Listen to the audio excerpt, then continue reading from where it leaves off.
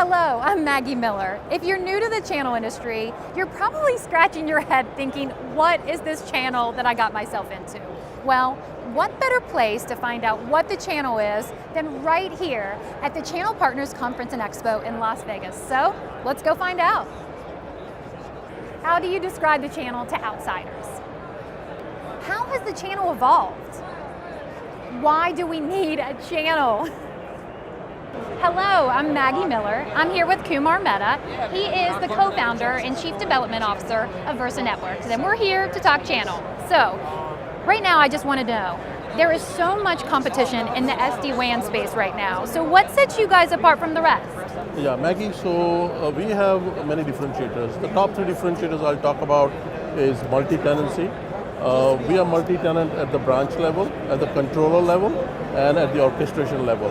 What that means is that multiple customers of ours can be, multiple customers of our service providers can be hosted on the same head end. That's number one. Number two, our offer has security built into it. And today what happens is that the way the branch is designed is essentially a lot of the applications are in the cloud, and people would like to go to those applications directly. That opens an attack surface to get into the branch, and because we have security built into the branch, we don't allow any intrusions to come into the branch. That's number two. And number three is we have pervasive visibility for network, application, and security. And we have different kind of algorithms which include machine learning to kind of act on this pervasive visibility. Great, and security is such a big thing right now. Absolutely. So can you talk a little bit about how your channel partner model works? So first of all, we have a multi-tiered channel model. We sell it through tier 1 service providers, tier 2 and tier 3 service providers, master agents, and you can go direct. Ordinarily, we are looking for disruptors who want to unfold software-defined services, and that's where we really shine, specifically both on the software-defined WAN side and software-defined security side. So how do you see the channel evolving? Well, so today what happens is the enterprises are grappling with complexity. Complexity because the application loads are moving from private data center to public data center like AWS and Azure. And what the channel is looking is to deal with that complexity. And our solution allows them to deal with that complexity. You can set up a software-defined overlay to get to your application. It gives you visibility as to how the application is doing, where are the bottlenecks, and how to fix those bottlenecks. Great. Thank you so much for your time today. Thank you, Maggie, for having me. Hello, I'm Maggie Miller. I'm here with Lisa Del Real. She's of RingCentral, and today she won the Cloud Girls Rising Award as a trailblazer. So what does this award mean to you? It's a tremendous honor to be recognized by Cloud Girls and just be recognized for the work and labor we put into this channel program. Right. And what about women in tech? Why do you think it's important to advance women? Being completely underrepresented in technology, and one of the passions for me is increasing workforce diversity within our own organization. And holding our recruiters accountable is important. And one of the things that I did is demand that 1 out of 4 candidates be a female. And with that, we've increased the number of women in our program from 6 to 17 in just 1 year. That's great. So what's next for you? So we're complete mavericks when it comes to channel here in the US and Canada. We're going to take it overseas. So we're going to expand the program in Australia and the UK. Wow, big undertaking, but you're ready for it, right? Absolutely. We're going to trail some blazes. Keep going. Sorry. And then finally, what do you think of the show here? Fantastic show. We've had a ton of partner meetings, just a lot of foot traffic. Always happy to be here at Channel Partners and looking forward to Philly to see what happens next. Well, thank you so much for your time today. Thank you, Maggie. Hello, I'm Maggie Miller. I'm here with Janine Sasinski. She's with RapidScale, and today she just won the Cloud Girls Rising Award as a rising star. So, what does this mean to you? Huge. This is awesome. Really, really happy and blessed to have this opportunity, right? And I think at my stage in my career, I've been doing this for 10 years now, and it's really pivotal, right? What I'm going to be doing, I just moved into a new role at RapidScale, so this award really helps, brand me in the channel and really help, get the name out for women in tech. So why do you think it's so important for us women to support each other in tech? Well, it's funny, today Tina on stage when she was giving the award, she said that I think 30% of women are women in the workforce, and then in tech, I think it's even smaller than that, right? So like this community of women in technology, we got to be here to support each other, build each other's brand up. This is why this award's like really awesome. So yeah, I mean, be out there and help get the name out there, and we're going to be CEOs one day, right? Yeah, and actually Tina did say she was expecting to see you as CEO one day. So is that in your future? Tell us. I'm very entrepreneurial in how I act and business, and yes, I mean, ideally I'd like to have either my own company and be a CEO of that, or and right now I'm just learning the ropes and figuring out how to get there. That's great. Yeah. And tell me, what do you think of the show this year? It's great. I mean, every year it gets better and better and better, and just the opportunity to connect with so many partners on such a personal level, it's amazing. Great. Thank you so much, and congrats Yes, again. thank you. Tell me a little bit about your experience in the channel. Well, I've been in the telecom channel originally for 30 years. Wow. I spent 9 years with a Toshiba-based channel, Teleco, out of South Carolina. Oh, wow. And what we ended up doing was to get that local presence and put feet on the streets in all the major cities. We started looking for distributors to sell our product, and we started with the NFL cities. Oh, like cool. the top 36 cities in the country. And we found it was very important to have local presence. And that's how the channel really got started. Yeah. But how has it evolved? Well, the channel originally started was whoever controlled the voice in a channel, controlled all the business. And what's evolved was, as voice went to the cloud, it was the IT companies that, because everything was VoIP, they controlled, whoever controlled the technical side of it now controlled voice. So there was a big shift, and the dynamic shift was, instead of selling hardware and making a one-time hit and maybe selling a maintenance contract, the recurring revenue model was built. Yeah. And companies now no longer sell things, they just rent it to you basically on a 1 year, month-to-month, 2 or 3 year contract. And so as that grew, companies got more and more infrastructure and it was more profitable, and the channel just evolved from there. And now with cloud, as you see here, with cloud, it opens up all the doors. Yeah. And now you can not only control the data, the network, the voice, the UCaaS, everything now is all controlled by one, and it's a recurring revenue model. And that's the biggest thing that's changed. Yeah. Well, what's so important about the channel? Well, what's important about the channel is the channel gives you the feet on the street. You can spend millions of dollars in advertising, but nothing beats the local provider that has their local core of expertise and their local customers, and then it grows from there. That's how all, basically, I hate to use the term, but the mom and pop stores that have been in business forever, that's how they grow their business. And now the big carriers are coming in, and the big carriers are coming in trying to put those smaller MSPs out of business. And the channel altogether makes it much stronger and able to compete. This is really interesting. Thank you so much. My pleasure. What is your experience in the channel? So my experience has been with big companies to start with Apple Computer, and I worked at Intel for many years, and I worked at Cinex as well as a distributor in between there. So I've kind of worked in and around the channel for probably 25 years. Why did you get into the channel? I wouldn't say why, it's more of a kind of a how. And I think probably most people in the channel would say how. It's kind of an evolving thing. You kind of start with your interests and finding a job, and then you kind of evolve and just sort of find a path, right? And for me, my path was working with in marketing at the companies at Apple and at Intel, and sort of working with the partners at a distant level to start with, but then it got more and more close to them and started understanding what they needed, and that was part of the integration. And then I kind of got to managing different partner programs and having a lot more access to the partners. And then part of that, one of my big things that I really am proud about is the alliance marketing and the co-marketing that I did, particularly at Intel, which is now kind of still lingering with what I'm doing today. But working co-marketing, with partnering at the company level, but also really for the benefit of the partners. That was always the goal. Was a win-win for the partners in the alliance, but it ultimately was for the benefit of the partner down the line. Great. How do you describe the channel to outsiders? I kind of describe it as it's well, it's hard to describe, to say in a one-floor elevator ride. Yeah. If you got 2 or 3 floors, you can kind of say, when a company creates products, they got to sell them, right? And for different types of companies, it means a lot of different things. So you can't really say it's one thing, but you can say it's the way to sell your products.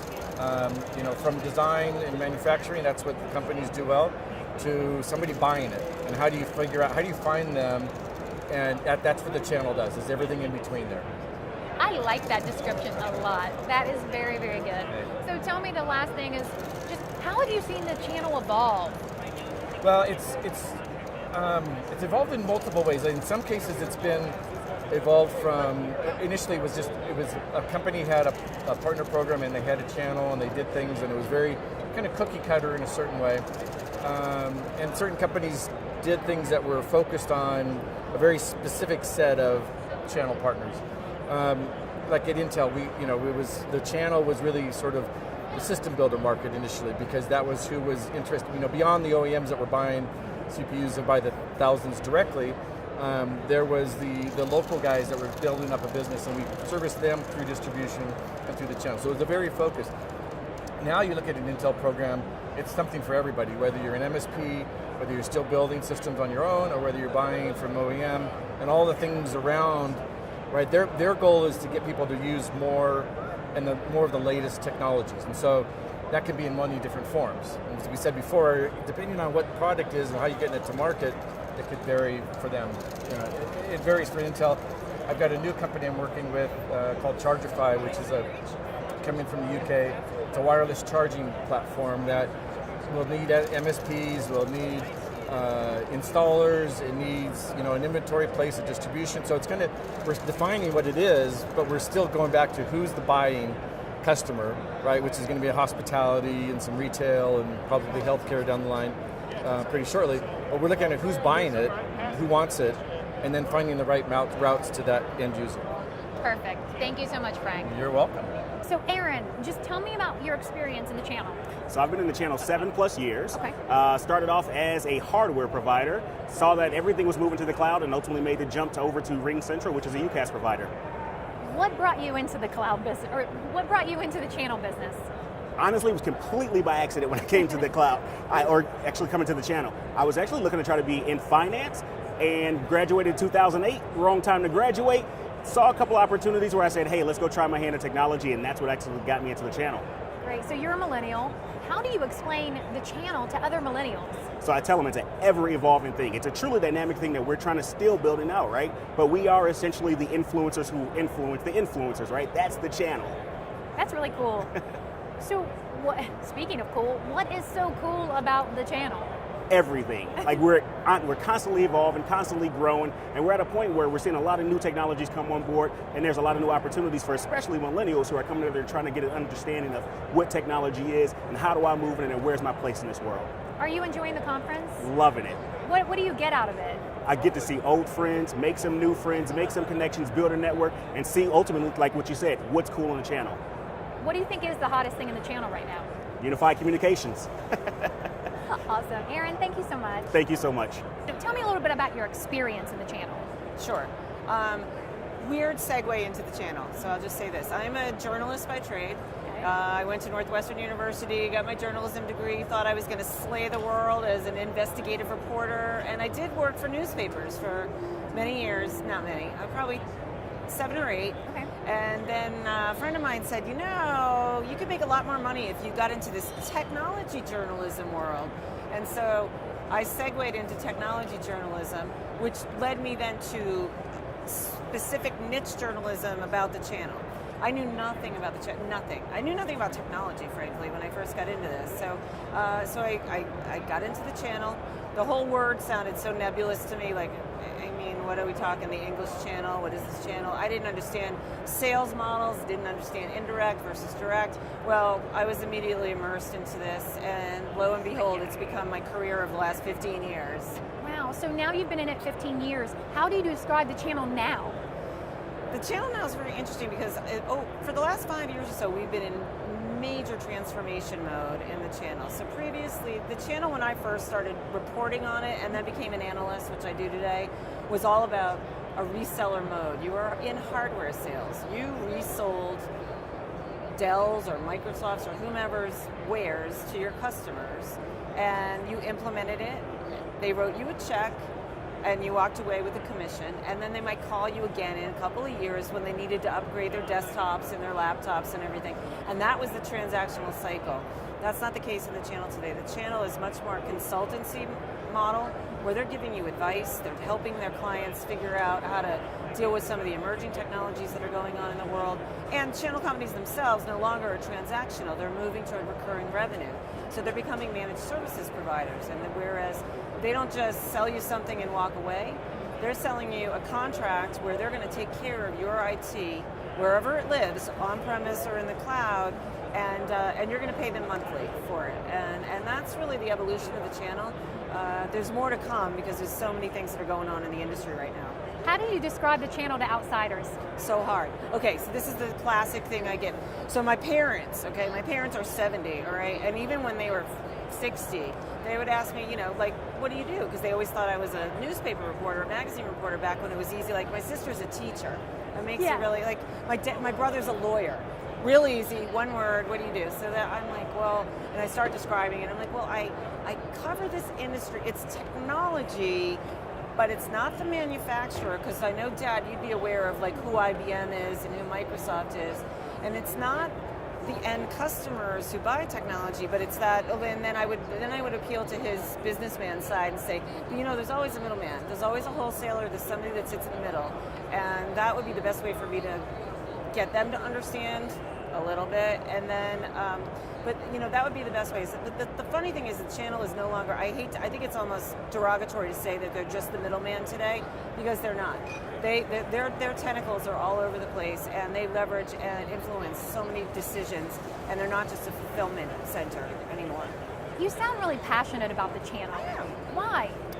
Well, it pays the bills, first of all, but I'm passionate because I've gotten to know people in the channel, and I think it's a relationship business, and I think that's really important to emphasize. It is a relationship business between channel people. They work together in the channel. They compete, but healthily, and the relationship between customers and their channel providers. Who deal with their technology. Technology is so complex today. It's branching out in so many directions. Every company is a tech company now. They need people to help them sort this out, and I find that admirable. I find the people that can do this right and they're in the channel, that's worth being excited about. Great. Thank you so much. Thank you very much. What do you do in the channel industry? Well, I've been in the channel industry for 25 years. I started as an intern with IBM. I worked with Lenovo, and then I started a channel company building software. About last year, I became a channel analyst. But since the first day, I've blogged about the channel. I talk about the channel on stage. So it's been a part of every day of my career. So then, as someone who's in the channel and talks about it every day, how do you describe the channel? It's very easy. So if you look at every industry, 75% of all world trade goes through indirect channels. When you buy a car, you buy it from a dealer. When you buy a TV, you buy it from a retailer. When you buy peanut butter, you buy it from a grocer. Every part of your personal life and your business life goes through channels. And that's what channels are, and they add value in every different market. Why do we need the channel? We need the channel because it's complex. We were just talking about SMB in the United States. There's 15 million customers. When you look at 15 million companies and look at all the decision makers and multiply that by their industry, their sector, their segment, their geography, the technology they're looking at, there's 35 million conversations going on. And I don't know about you, but there's no direct sales force that can take 35 million phone calls. That's why we need channels. Where do you see the channel heading? So the channel's changing in a big way. So we're seeing many of the channel folks age as this industry is now 37 years old. Some of the newer people come in from a very different angle. They're looking to work with companies in a very different way than traditional channels have in the past. So where I see it, I call it shadow channels. They're coming in, there's 5 different sets of these shadow channels, and they're adding different kinds of value. So vendors and distributors have to look at this in a very different way in terms of who got them here may not be the ones that take them forward. Great. Thank you, Jay. Thank you. Tell me your experience in this thing called the channel. Okay, in this thing called the channel. Yes. Okay, I entered this thing called the channel in 1981, so that was what, 37 years ago? Yeah. It's a long time. If you look at my business card, it says senior resultant. Resultant because I'm all about results, senior because I'm really old. And I try not to get too deep into that, but that's when I entered the channel. And what have you been doing in the channel since then? I spent a long time managing in the channel. I managed sales and marketing, I've managed service delivery, I've managed everything except finance. And there's good reason for that, but I won't get into that either. About 13 years ago, in 2005, I decided to leave the channel and start writing for the channel. I wanted to be a writer since I was 8 years old. And I have found that I've learned a lot more about the channel in the last 13 years than in the first 30 some odd. Wow. So what would you say are the key elements in the channel? Okay, well, first of all, I have to say that unlike others, I don't see a channel anymore. I wrote a column for 7 years for a publication called The Changing Channel. And last year I wrote an article that basically said, well, I'm not going to be talking about it anymore because there really isn't a channel. When IBM first described the channel, the reseller channel in 1981, they said it goes from them as a manufacturer, because nobody but IBM can sell IBM. They'll sell it to a distributor, then called an aggregator, who will then resell it to their stores, who will resell it to customers, and that's how you got a channel. Today, I don't see the manufacturers being so important to what we are as a community, and I don't see the distributors being all that important anymore. They're just logistics, and you're going to see them go into the logistics business. What's important now is the channel partner, the reseller, the VAR, the systems integrator, the solution provider, whatever you want to call them. They're the ones who've been serving customers all of this time. And what you see happening here with a lot of the major software companies, they want to provide tools that these guys can use to do a better job providing better services to their customers. So I say to channel people, it's all about you and your customer, which is good news. I think it's great news. The products will still pull through. The distributors and aggregators and whatever else are out there will still have a business to do, but I think that their role will be much less prominent. And it's all going to be about what you can do and how well you can do it for your customers. What are some of the key elements in the channel that you see right now? Telecom. Oh, okay. You remember that one? Well, first of all, there are 2 channels. Okay, and I think it's important to define our terms. There's the telecom channel and there's the IT channel, and they're very different from one another. I've been spending the last few years trying to figure out what the differences are, and I finally figured it out at this show. This is very exciting, this is historic. The fact is that the telecom channel, they're much better looking than we are on the IT side. And I mean that sincerely, there's a reason behind it. They're all sales. They're all out there selling. A sub-agent's job is to sell. They're looking for more to sell, and that's why they're here, looking for more to sell. And a lot of what that's coming from is the IT channel. We're all wireheads, bug-eyed, hanging out at night, trying to figure out how to make things work. To me, if you've got a group of people who just want to sell, and a group of people over here who just want to deliver, bring them together. Let them work together, and you've got a really powerhouse kind of an engine there. Predict 2021, 2022, maybe 4 or 5 years. That's what you're going to see is one big channel that sells and delivers all of these solutions. For the telecom side, cloud is just a workload. It's not all this big mysterious ooh-ah stuff, it's just a workload. And that's great, because that's all that it is, it's a workload. So that's where I see the channel going. I see it becoming a channel again when all of these providers of various different kinds of services and products and whatnot can take everything they do and everything they produce, give it to these sub-agents to sell, and let them go off and do that. Let everybody do what they're best at. That to me is the most exciting kind of channel I've ever heard of.